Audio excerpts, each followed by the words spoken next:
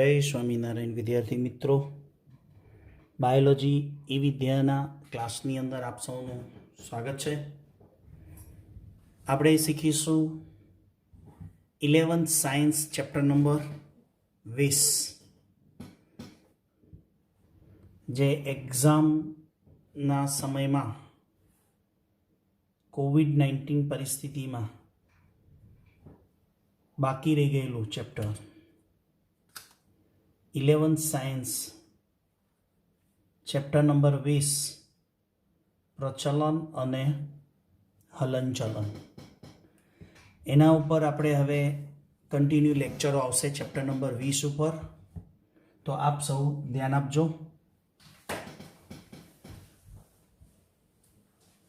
શરૂઆતમાં આપણે પ્રસ્તાવના લઈએ. એ પ્રસ્તાવના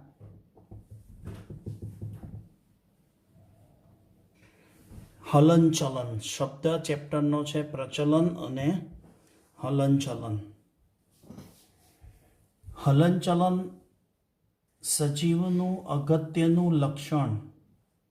બીજા લક્ષણો જેટલા ઇમ્પોર્ટન્સ છે એમાં હલનચલન પણ એટલું જ અગત્યનું લક્ષણ કહી શકાય. પ્રાણીઓ અને વનસ્પતિ બંને સજીવો ઘણા પ્રકારના હલનચલન દર્શાવે. ઉદાહરણ તરીકે આપણે સમજી લઈએ, અમીબા છે એ એકકોષી સજીવ છે. કયું છે? એકકોષી સજીવ. એની અંદર જીવરસનું ભ્રમણ. પેરામેશિયમ, એની અંદર આપણે જાણીએ છીએ એને બોડીને ફરતે પક્ષમો છે. એ પક્ષમોનું હલનચલન થાય. હાઇડ્રા, એમાં સૂત્રાંગોનું હલનચલન. હું કોના હલનચલનની વાત કરું છું? અમીબામાં જીવરસના ભ્રમણની વાત છે, જે હલનચલન દર્શાવે. પેરામેશિયમ છે, એના પક્ષમોનું હલનચલન દર્શાવે છે. હાઇડ્રા છે, એના સૂત્રાંગો હલનચલન દર્શાવે છે. જ્યારે આપણે મનુષ્યમાં હાથ અને પગ એટલે કે ઉપાંગો, જડબા, જીભ, આંખના પોપચાનું હલનચલન થાય છે. આ થયા વિવિધ પ્રાણીઓમાં હલનચલનના ઉદાહરણ. કયા પ્રાણીમાં શું હલનચલન થાય છે? કોનું હલનચલન થાય છે? હલનચલન ચેપ્ટરના ટાઇટલમાં છે અને બીજો શબ્દ છે પ્રચલન. તો આપણે પ્રચલન ઉપર આવીએ. પ્રચલન એ શું છે? પ્રચલન કોને કહેવાય? કે પ્રાણીઓ પોતાની જગ્યામાં સ્થાનફેર કરે. પ્રાણીઓ સ્થાનફેર દર્શાવે. એટલે કે પ્રાણી પોતે જ્યાં હોય ત્યાંથી બીજી જગ્યાએ જઈ શકે, ખસી શકે, તેવા સ્વયં હલનચલનને પ્રચલન કહેવાય. ઘણા સ્વયં પણ હોય છે. ઉદાહરણ તરીકે લઈએ એટલે તમને થોડીક વધારે ખબર પડે. જેમ કે પ્રાણીઓ છે, તો કોઈ પ્રાણી ઉડે, દોડે, તરે, ચઢે, ચાલે. એટલે ઉડવું, દોડવું, ચઢવું, તરવું અને ચાલવું, એ બધા પ્રાણીઓ આવું કરવાથી, ઉડવાથી, તરવાથી પોતાનો સ્થાનફેર દર્શાવે છે. એટલે કહી શકાય એને પ્રચલન. સજીવો પ્રચલન પણ કરે અને હલનચલન પણ કરે. આપણે હમણાં ડિફરન્ટ ખબર પડશે. અત્યારે જોયું હલનચલન. કોના કયા અંગોનું હલનચલન. પ્રચલનની ડેફિનેશન લીધી અને ઉદાહરણ જોયા. તો આગળ સમજીએ પ્રચલનમાં ઉદાહરણ. અમીબા. અમીબા ખોટા પગ વડે પ્રચલન કરે. પેલામાં હતું અમીબામાં જીવરસનું ભ્રમણ એટલે હલનચલન. અહીંયા અમીબામાં ખોટા પગ વડે અમીબા પોતે સ્થાનફેર કરે એટલે એને કહેવાય પ્રચલન.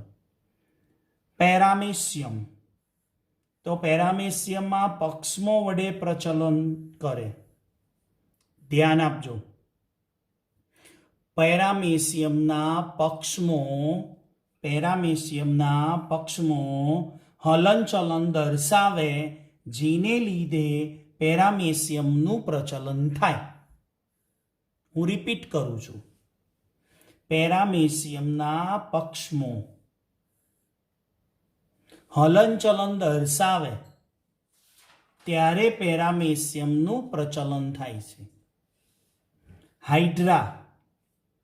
હાઇડ્રામાં સૂત્રાંગોનું હલનચલન થાય ત્યારે એ સૂત્રાંગોના હલનચલન વડે હાઇડ્રાનું પ્રચલન થાય છે. ક્લિયર? એક જ અંગ હાઇડ્રામાં ઉદાહરણ તરીકે સમજીએ કે સૂત્રાંગો હલનચલન થાય, મૂવમેન્ટ કરે ત્યારે સૂત્રાંગોનું હલનચલન થાય ત્યારે હાઇડ્રા સરકી શકે અથવા તો પ્રચલન કરી શકે. પેરામેસિયમના પક્ષમો હલનચલન દર્શાવે, જેથી પેરામેસિયમ પ્રચલન કરી શકે. નોંધ, યાદ રાખજો, બધા પ્રચલન હલનચલન છે. બધા જ પ્રચલન હલનચલન છે, પણ બધા હલનચલન પ્રચલન નથી.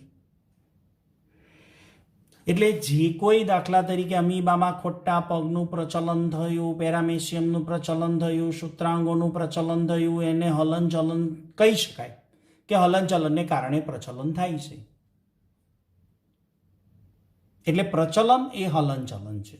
એટલે શું કે અમીબા એક જગ્યાએથી બીજી જગ્યાએ ગયું એટલે થયું કહેવાય પ્રચલન, પણ બોડીનું શું થયું કહેવાય હલનચલન. અમીબાએ જે એક જગ્યા છોડીને બીજી જગ્યાએ જાય છે ત્યારે આપણે એને પ્રચલન કહીશું, પણ એના બોડીની અંદર એ પ્રચલન કરવા માટે એને અંગોનું શું કરવું પડ્યું? હલનચલન. એટલે પ્રચલન એ હલનચલન હોય, પરંતુ બધા હલનચલન પ્રચલન ના કહેવાય. પર્ણો છે, પર્ણો હલનચલન દર્શાવે, હવા આવે એટલે હલનચલન દર્શાવે, પણ એ પર્ણો પ્રચલન કરી શકે ના. તો એવા ઉદાહરણો જે હલનચલન છે એ પ્રચલન નથી. તો પ્રચલન શું કરવા પ્રાણીઓ કરતા હશે? સ્થાનફેર શું કરવા દર્શાવે છે? તો નંબર 1, ખોરાક ગ્રહણ માટે. નંબર 2, આશ્રય સ્થાન શોધે. નંબર 3, રક્ષણ અને ભક્ષણ કરે. યોગ્ય પ્રજનન સ્થળ સાથીની શોધમાં અને સાનુકૂળ પરિસ્થિતિ રહેવા માટે, સાનુકૂળ પરિસ્થિતિ શોધવા માટે એ પ્રચલન કરે. તો આ પ્રચલનની શું થઈ છે? આવશ્યકતાઓ. તો અહીંયા આપણે પ્રસ્તાવનાની ચર્ચા કરી. કઈ પ્રસ્તાવનાની ચર્ચા કરી? કઈ?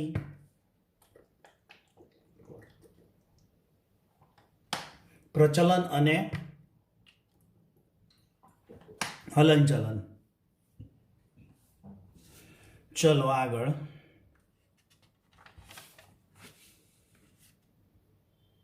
હવે આપણે આવીએ છીએ મૂળ મુદ્દા ટોપિક ઉપર. ટોપિક 20.1 હલનચલનના પ્રકારો. પ્રચલનના નહીં, હલનચલનના પ્રકારો. 1, અમીબીય હલનચલન, પક્ષમલ હલનચલન અને સ્નાયુમય હલનચલન. અમીબીય હલનચલન એટલે ખોટા પગ વડે. પક્ષમલ હલનચલન એટલે પક્ષમો વડે. સ્નાયુમય હલનચલન એટલે સ્નાયુ વડે. તો આ શું દર્શાવે છે? 3 પ્રકારના હલનચલન: અમીબીય, પક્ષમલ અને સ્નાયુમય. તો આપણે સમજીએ પહેલું અમીબીય હલનચલન. અહીંયા તમારે એવું સમજવાનું છે કે અમીબીય હલનચલન એટલે અમીબા જે છે એના જેવું હલનચલન પ્રાણીઓના શરીરમાં કઈ કઈ જગ્યાએ થાય. સમજણ પડે છે? પહેલું છે અમીબીય હલનચલન. કોના વડે? ખોટા પગ જેવી રચના વડે. તો અમીબાનું ઉદાહરણ છે ખોટા પગ. પણ આપણે અહીંયા એવું સમજવાનું કે એ અમીબા જેવી રીતે હલનચલન કરે છે એવું પ્રાણીઓના શરીરમાં કયા કયા અંગોનું અથવા તો કઈ કઈ જગ્યાએ આવું અમીબા જેવું હલનચલન જોવા મળે. સમજાય છે ને? આગળ જઈએ. ઓકે, તો એમના ઉદાહરણ તૈયાર કરવાના છે. અમીબીય હલનચલન ખોટા પગ વડે. તો કઈ કઈ જગ્યાએ? તેના ઉદાહરણ. પહેલું ઉદાહરણ અમીબામાં. અમીબીય હલનચલન નામ ક્યાંથી આવ્યું? અમીબા ઉપરથી. અમીબા જે પ્રકારે હલનચલન કરે છે તો એનું નામ આવે તો એનું તો ઉદાહરણ આવે જ ને. તો અમીબામાં જીવરસનું ભ્રમણ. પછી બીજું લઈએ ભક્ષક કોષો. યાદ કરો હવે. આપણે ભક્ષક કોષો કોને કહીશું? શ્વેતકણોમાં 5 પ્રકારના શ્વેતકણો છે. કયા 5 પ્રકારના શ્વેતકણો છે? Are you remember? તમને યાદ છે? ના યાદ હોય તો મારી સાથે બોલો, અને જેને યાદ નથી એ શાંતિથી સાંભળો. કેટલા પ્રકારના શ્વેતકણ? 5 પ્રકારના. નંબર 1 એસિડોફિલ્સ, બેઝોફિલ્સ, ન્યુટ્રોફિલ્સ, મોનોસાઇટ અને લિમ્ફોસાઇટ. યાદ આવ્યું? અમ્લરાગી કણ, અલ્કરાગી કણ, તટસ્થ કણ, એકેન્દ્રી કણ અને લસિકા કણ. આ બધાના સરસ મજાના મેં ભાગ પાડી અને દરેકનું વ્યક્તિગત કમ્પેરિઝન થાય એવું લખાણ દોરાયેલું છે. Right? Am I right? Yes or no? Yes. એની અંદર જવાનું. ક્યાં ક્યાં ભક્ષક કોષો લખ્યું છે, કોણ કોણ ભક્ષક કોષ તરીકે વર્તે. તો એ ભક્ષક કોષો એનું કાર્ય શું? જીવાણુઓનું ભક્ષણ કરવાનું. પણ જ્યારે જીવાણુઓને ભક્ષણ કરવા જાય ત્યારે આ ભક્ષક કોષો ખોટા પગ જેવી અમીબાની જેમ ખોટા પગ જેવી રચના ઉત્પન્ન કરી અને આવેલા જીવાણુ કે દુશ્મનનું ભક્ષણ કરે, જે ઇમ્યુનિટી સિસ્ટમમાં પણ આપણે સમજાવી દીધું. ઓકે. બીજું છે રુધિરમાં શ્વેતકણો. એટલે અન્ય શ્વેતકણો પણ બ્લડની અંદર સર્ક્યુલેશન થાય છે પણ ખોટા પગ દ્વારા હલનચલન કરે છે. જ્યારે ભક્ષક કોષો એ જીવાણુના ભક્ષણ માટે ખોટા પગનું સર્જન કરે ને જીવાણુનું ભક્ષણ કરે. પછી એક અંગિકા શીખવાડી હતી, કોષરસ કંકાલ. કયા ચેપ્ટરમાં? 11 સાયન્સના કોષના ચેપ્ટરમાં. કયું ચેપ્ટર? 8મું ચેપ્ટર. એની અંદર વિવિધ અંગિકાઓ જોઈ ગયા હતા. ગોલ્ગીકાય, લાઇસોજોમ, હરિતકણ, કણાભસૂત્ર, રસધાની. પછી આવતું હતું કોષરસ કંકાલ. એ કોષરસ કંકાલની અંદર જે ઘટકો છે સૂક્ષ્મ તંતુકો, માઇક્રોફાઇબર એનું પણ હલનચલન અમીબીય પ્રકારનું હલનચલન છે. તો વિદ્યાર્થી મિત્રો, તમારે માત્ર ને માત્ર હલનચલનના 3 પ્રકાર, દરેક પ્રકારના ઉદાહરણ. So simple. Okay, next.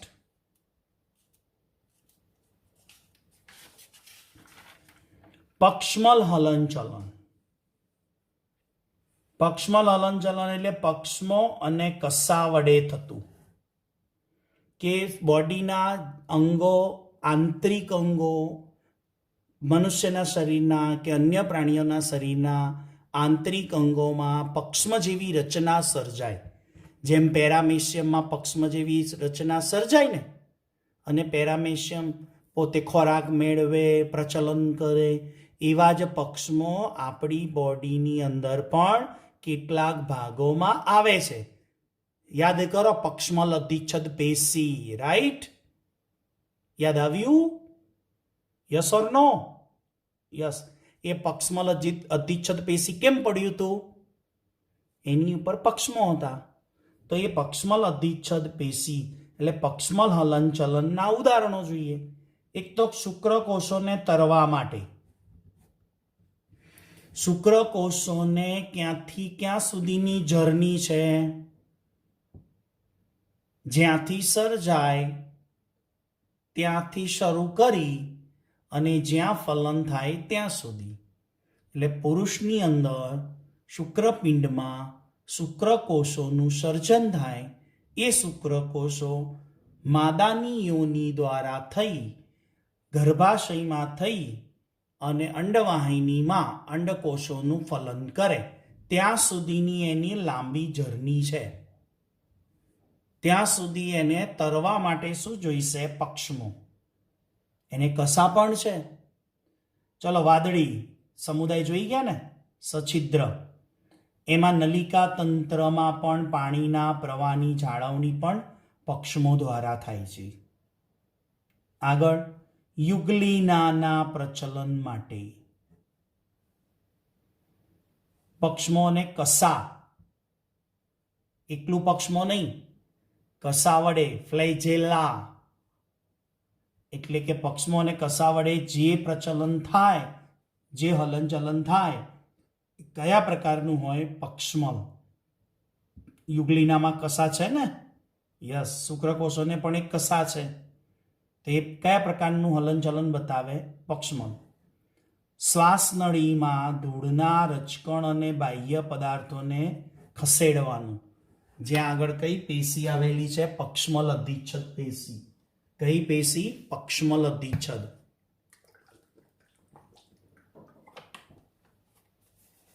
એટલે કે હવામાં તરતા જે દ્રવ્યો છે એ જ્યારે આપણા નાક વાટે શ્વાસનળીમાં જતા રહે, તો એ શ્વાસનળીમાં જે ચીટકી જાય, શ્લેષ્મનો સ્ત્રાવ છે જે ચીટકાડે, એ ચીટકાડ્યા પછી એને ખસેડવાનું કામ કોણ કરે? આ પક્ષમો.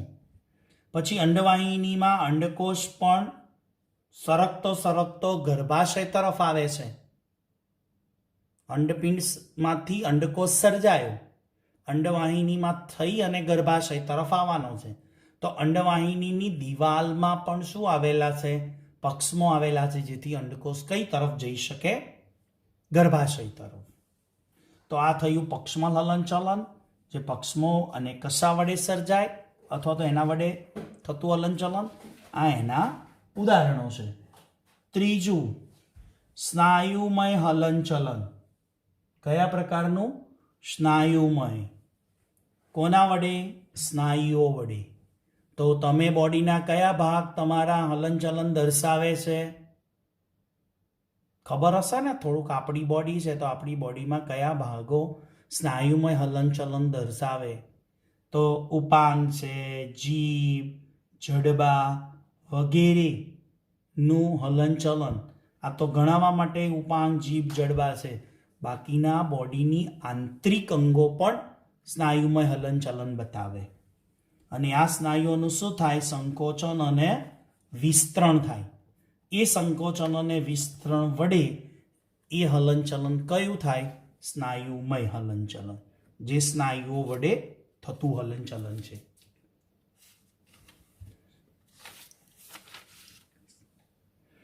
હવે ટોપિક નંબર 2 છે 20.2. આપણે જોઈ ગયા કે સ્નાયુમય હલનચલન છે એ સ્નાયુમય હલનચલન સ્નાયુઓ વડે થાય. તો સ્નાયુ વિશે હવે આપણે ડિટેલમાં ચર્ચા શીખવાની છે. તો સ્નાયુમય પેશી આપણે ક્યાં શીખી ગયા?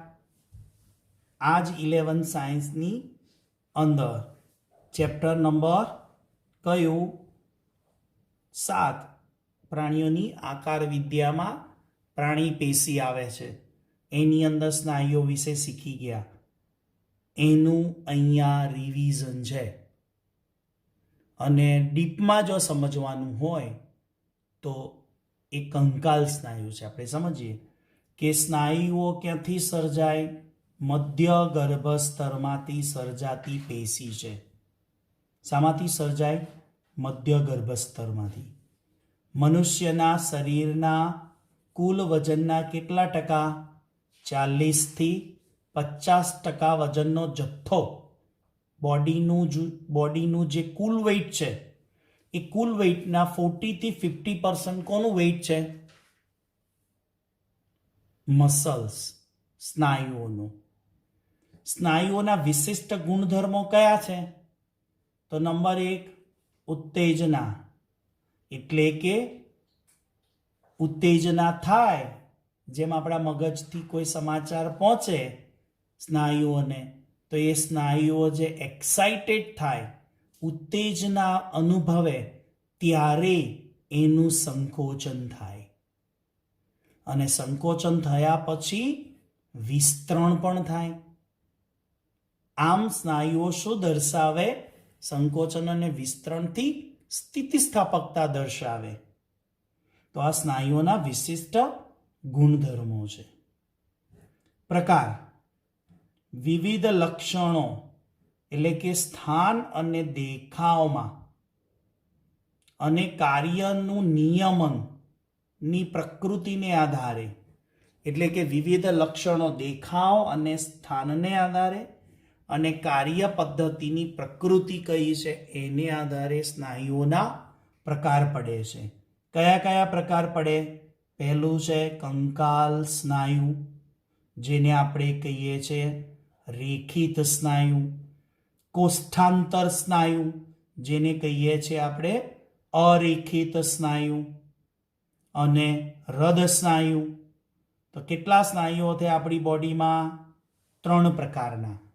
યાદ કરો 11 સાયન્સનું ચેપ્ટર નંબર 7 મેં તમને એમાં ચાર્ટ દોરાયો છે. સ્નાયુ કેટલા? 2, ઐચ્છિક અને અનૈચ્છિક.